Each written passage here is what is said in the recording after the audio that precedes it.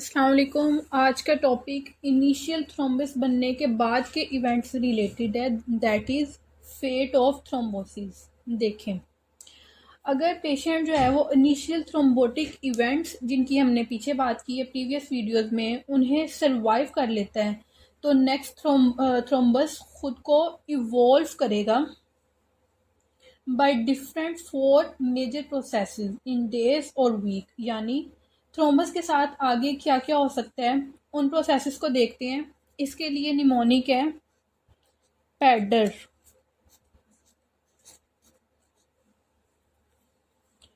P here stands for propagation.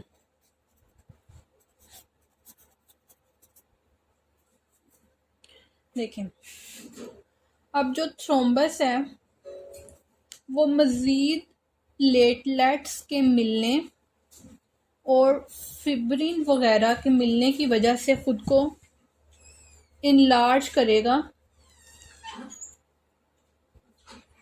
और large हो के या तो ये वेसल को ओक्लूड कर देगा, वेसल को ओक्लूड कर सकते हैं, या फिर ये इधर से डिस्लोज होके कहीं और जा सकते हैं, जिसे कहते हैं एम्बोलाइजेशन।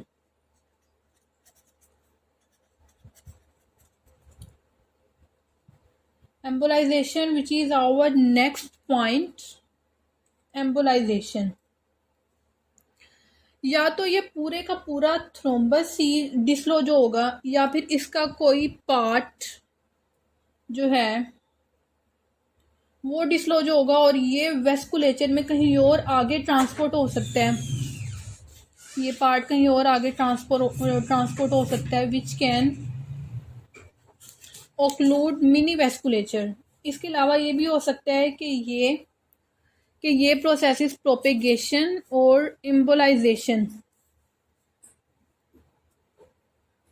हो ही ना, बल्कि थ्रोम्बस जैसे ही बना इस न्यूली फॉर्म थ्रोम्बस पे फिब्रिनोलाइटिक फैक्टर्स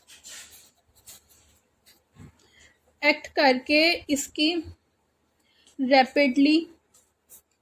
ऊपर एक्ट करके इसकी रैपिडली श्रिंकेज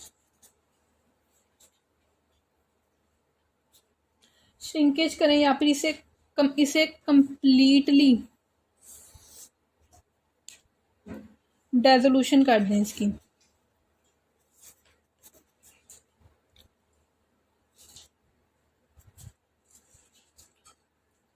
लेकिन अगर यही थ्रोम्बस जो है ज़्यादा से ज़्यादा पुराना होता जा रहा है, यानी with the passage of time more and more fibrin polymerised, यहाँ पे जो फिब्रिन्स थी ना वो मोर एंड मोर फिब्रिन्स पॉलीमराइज हो रही हैं and renders it more resistant to proteolysis. उसके ऊपर फिब्रिनोलाइटिक फैक्टर्स के एक्शन को उसके अगेंस्ट जो है रेजिस्टेंस इसमें पैदा हो जाएगी। इसकी डेली रूटीन से ऐसे सिंपली कंपेयर कर सकते हैं कि जैसे अगर कोई कपड़ा है, इस पे अगर सिंगल टांका लगा हुआ है कपड़े पे, तो उसे आप आसानी से खींच के उधेड़ सकते हैं। लेकिन यही अगर वहाँ पे 4-5 जो है ज़्यादा से ज़्यादा टांके लगे हुए हैं तो वो खींचने से पहले की तरह आसानी से नहीं उधड़ेगा। Similar is the case with the thrombus. जैसे जैसे थ्रोम्बस पुराना होता जाएगा उस पर ज़्यादा से ज़्यादा फिब्रिन्स मिलने की वजह से प्लाज्मिन इंड्यूस्ड प्रोटियोलाइसिस जो होगी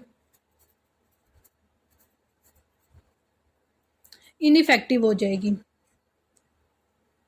इस चीज़ को क्लिनिकली देखें तो फिब्रिनोलाइटिक एजेंट्स की थेराप्यूटिक एडमिनिस्ट्रेशन जैसे कोरोनरी, एक्यूट कोरोनरी थ्रोम्बोसिस के लिए fibrinolytic agent, tissue plasminogen activator administer किया जाता है। ये सिर्फ तब ही इफ़ेक्टिव होगा अगर थ्रोम्बस फॉर्मेशन होने के विद इन फ्यू आवर्स इसे एडमिनिस्टर किया जाएगा, वरना ये फिब्रिनोलाइटिक एजेंट्स इफ़ेक्टिव नहीं होंगे। और वो क्यों नहीं होंगे उसकी हम ऊपर बात कर चुके हैं।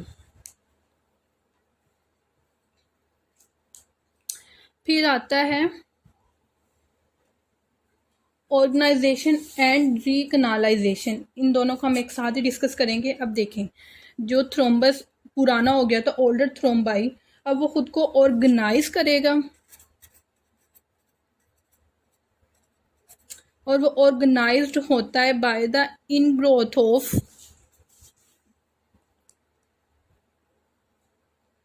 Endothelial cells, smooth muscles and fibroblast.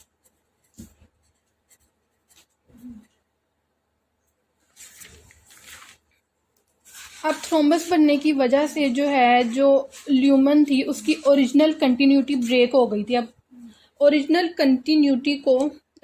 Lumen की कंटिन्यूटी ब्रेक हो गई थी। अब ओरिजिनल ल्यूमन की कंटिन्यूटी को रीस्टैब्लिश करने के लिए ऐसे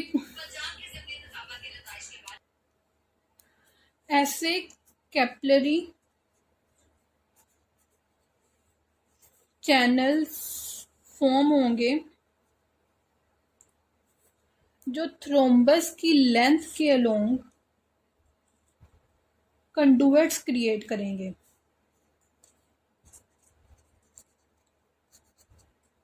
कंडुइट्स मतलब रास्ता, क्योंकि थ्रोम्बस दरमियान में बन गया था और ल्यूमन की जो है कंटिन्यूटी ब्रेक हो गई थी, तो फिर ऐसे कैपिलरी चैनल फॉर्म होंगे जो दोबारा से जो है ना उसकी कंटिन्यूटी को मेंटेन करने के लिए कंडुइट्स क्रिएट करेंगे। और ऑब्वियसली ये जो कैपिलरी चैनल्स होंगे ये पहले की तरह एक्सटेंसिव नहीं होंगे, लिमिटेड होंगे। फर्दर रीकनालाइजेशन की वजह, रीकनालाइजेशन sometimes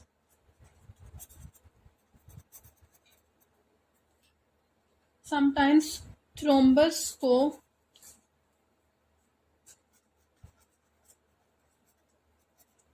vascularised mass of connective tissue में कन्वर्ट कर देगी, जो रीमॉडल्ड होके रीमॉडल्ड वेसल वॉल में इनकॉर्पोरेट होगा। ठीक है। अच्छा, बाज़ औक़ात ऐसा होता है कि ये जो ऑर्गेनाइजेशन, पीछे जो हमने बात की है कि ऑर्गेनाइजेशन वगैरह, ये सब होता ही नहीं है, बल्कि ये सब होने की बजाय जो सेंटर ऑफ थ्रोम्बस है इसमें एंजाइमेटिक डाइजेशन स्टार्ट हो जाती है। और वो क्यों होती है? It is presumably because of lysosomal enzymes.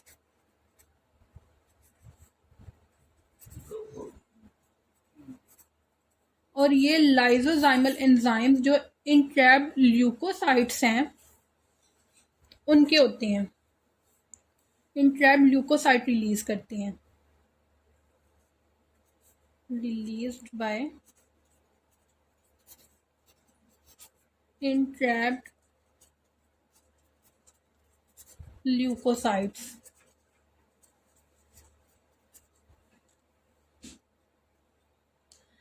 अब अगर बैक्टीरियल इन्फेक्शन हो जाती है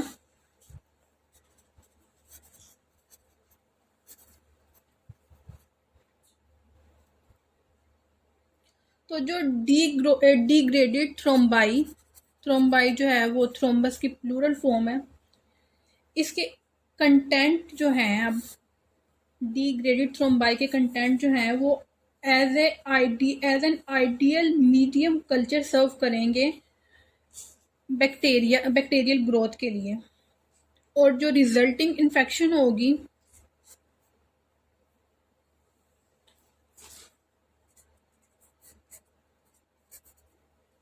it can weaken the vessel wall.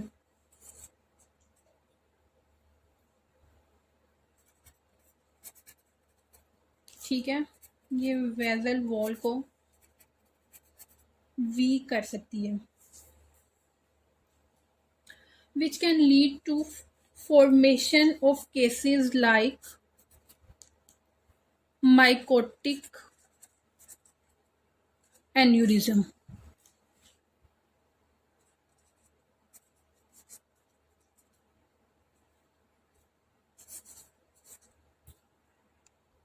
Thrombus के क्लिनिकल फीचर्स को डिस्कस करते हैं नेक्स्ट पार्ट में। अल्लाह हाफिज़।